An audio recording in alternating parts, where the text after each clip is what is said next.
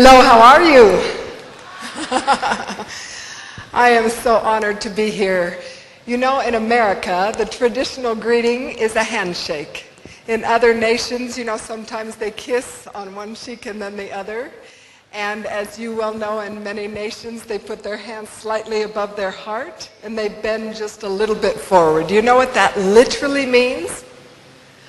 Literally, that means I bow to the divinity within you. And my sweet friends, today I bow to the divinity within each one of you. Thank you. I'd like to talk about agency and about belief. What is a belief? A belief is a sense of certainty about something. If you believe that you are a fine musician, you will always produce the results that validate that belief. On the other hand, it works the same way. If you don't believe, then you'll always produce the results that validate that belief. I remember when I learned this principle years and years ago. I was 27 years old. I'm 63 now. So it was a long time ago I learned about belief. And I'd like to talk about two beliefs. The first one is I can create positive change in my life. And the second is I am joyful and confident. I'm hearing just a little bit of music. Are we okay with music going on? In my monitor, I'm hearing beautiful music. Is this, if we could maybe just not have the music coming out. I know, but I can hear the music. Thank you. So this very first belief, I can create positive change, begins with controlling your thoughts. And why do we want to control our thoughts? Because every word and every action begins with a thought. And if we don't control them, then we are then allowing our thoughts maybe to just take us wherever they will, pulling us backwards into the damaging beliefs of the past, crippling ourselves emotionally. On the other hand, we can direct our thoughts in positive ways and have control of those thoughts. We're going to talk about that a little bit later. I remember I was sitting in the front row of an audience when they quoted a wonderful president, an American president's wife, Eleanor Roosevelt, and she said, "No one can offend me without my permission." Have you heard that quote? No one can offend me without my permission. And I remember as a 27-year-old, I thought, oh my goodness, this means that I can choose to be offended or not. I can choose whether or not to be angry. And if I can refuse to be offended, that means I can refuse to be angry. And I thought, this is the time to take control of my life and learn this eternal principle. And I've been working on it ever since. I love that I learned this message again. I relearned it this morning with our sweet speaker, Sivani.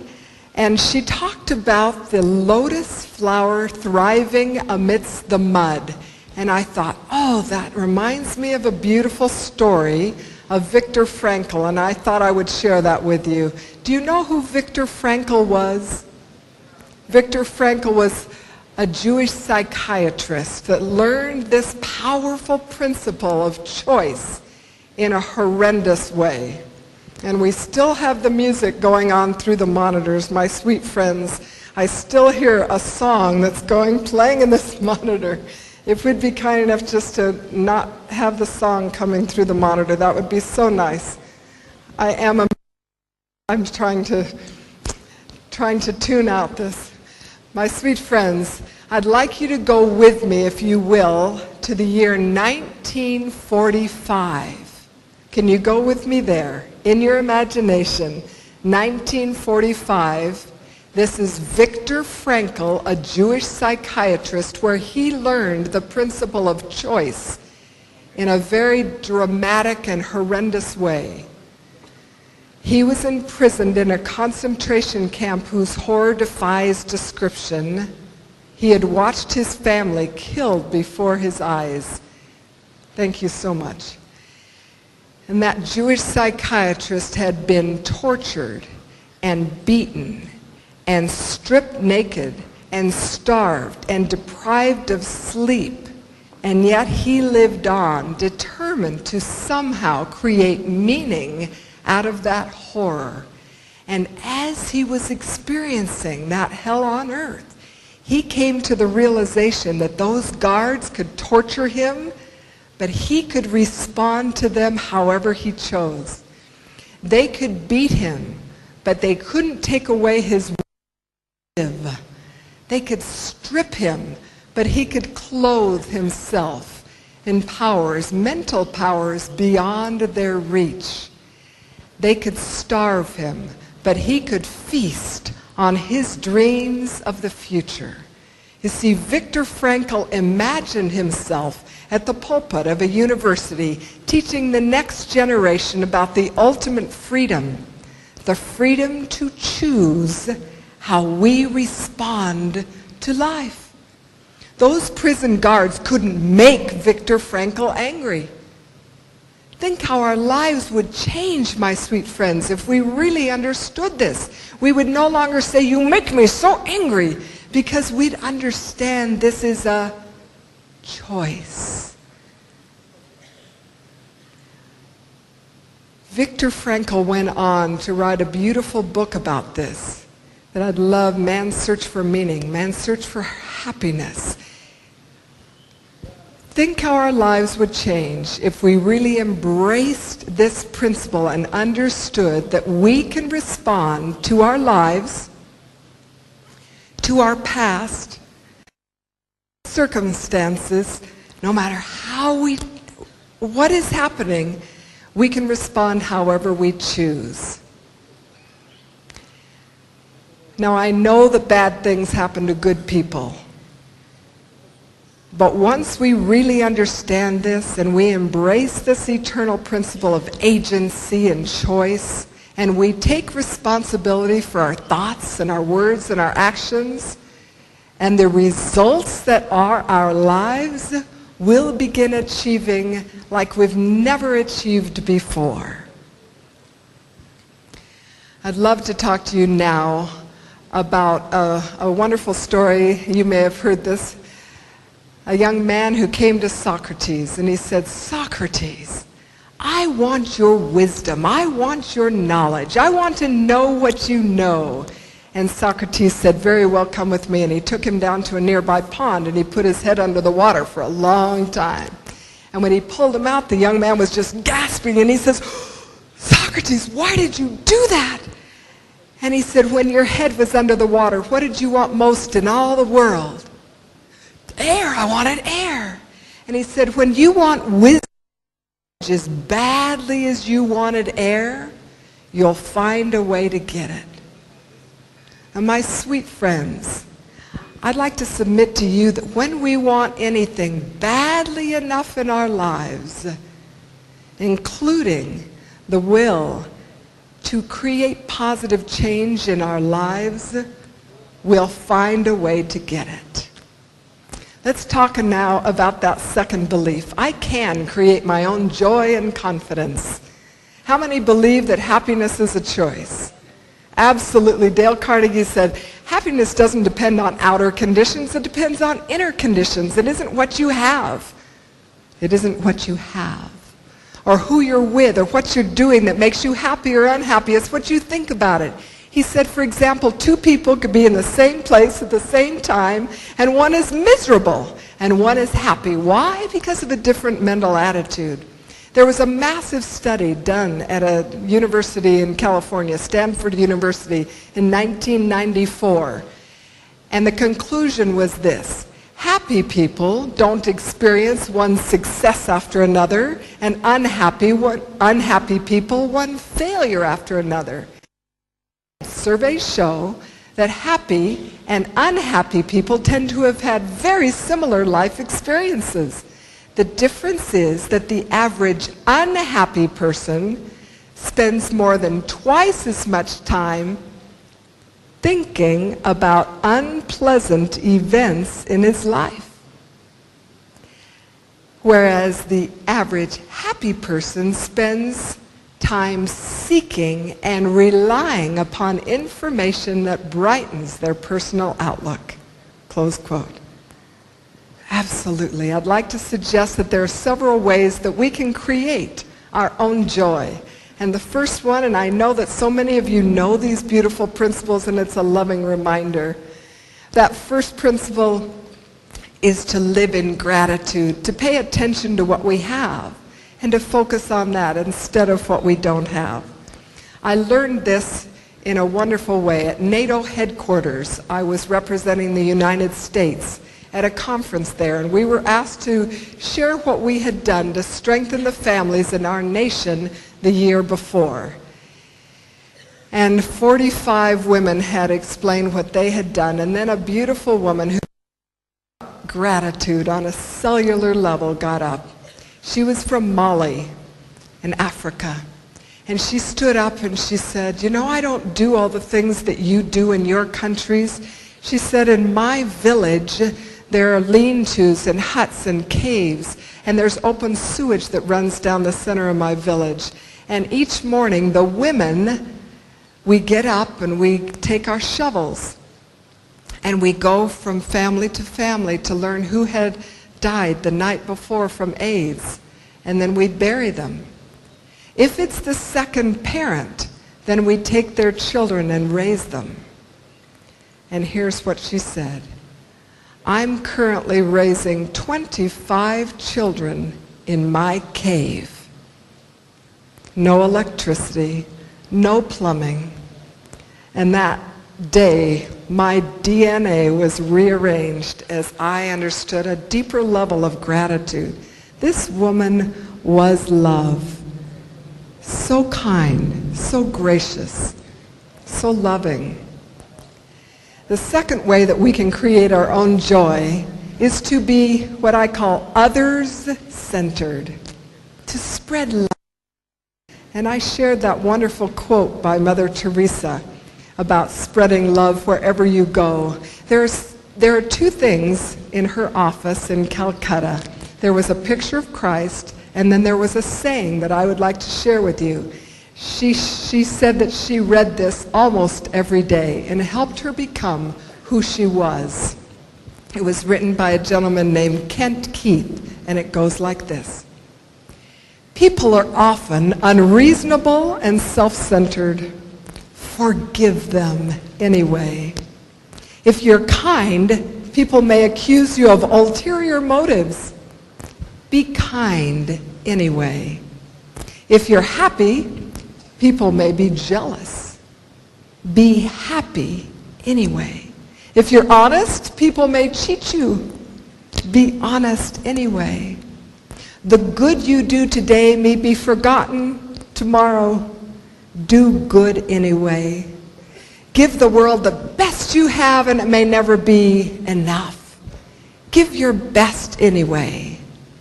For you see, in the end, it's between you and God. It never was between you and anyway." Yeah. Beautiful. I've studied Mother Teresa. I love Mother Teresa. The third way we can create our own joy and confidence is to be flexible and cheerful. You know, your ability to what we call just not sweat the small stuff is an indication of your strength of character. I have 7 children and 21 grandchildren, and tomorrow, well, we are going to bring another grandchild into the world, 10,000 miles from here. But on our wall for many years, my first 4 children were daughters, and we had this saying. It said, "Be pretty if you are, be wise if you can, but be cheerful if it kills you." And sometimes that's just what we need to do, is smile and be cheerful. Just that simple way to create your own joy. Another way to create your own joy is to be passionate about something. You can give love better from your overflow. So fill your cup with something that you love. When you wake up on a Tuesday morning, what is it, that thing that you love to do that you can't wait to get at? Find that thing if you don't have it already. My wonderful organization that I'm part of, that I founded, the Women's Information Network, we serve and love the women in 152 countries. That's what I'm passionate about. Serving and loving and helping women and families worldwide. Another thing that you can do to create your own joy is to ignore your negative thoughts. The question isn't whether or not we're going to have negative thoughts. We're going to have them. The question is, what do you do with the ones that you have? And you only have two choices. You can either think more and more about them. You can let them go. I have one prop. This is a visual aid. So if you will kindly think of this flame as your negative thought. Oh dear. I didn't plan on the air conditioning. We blew it out. That's the point. Now we're going to visualize this. Now I just struck the match. Can you see that flame there? Nod your head and say, yes, we can see the flame. Yeah, okay, the flame is your negative thought. And it's getting closer and closer. I can let it hurt me or burn me and scar me and blister, or I can what? Yeah, what just happened? We can blow it out. We can let it go. Ignore those negative thoughts. Another way to create your own joy is to ask yourself good questions instead of bad questions. So many times we say, oh my gosh, why can't I remember names? Why do I always do that? Or we say something like, yep, I knew it. Just when things started to go well, this had to happen. So asking ourselves questions instead, like, what can I learn from this? What can I do to make myself feel happier right now? That's a great question. I'm going to say it again. What could I do to make myself feel happier right now? Let's repeat that. Are you ready?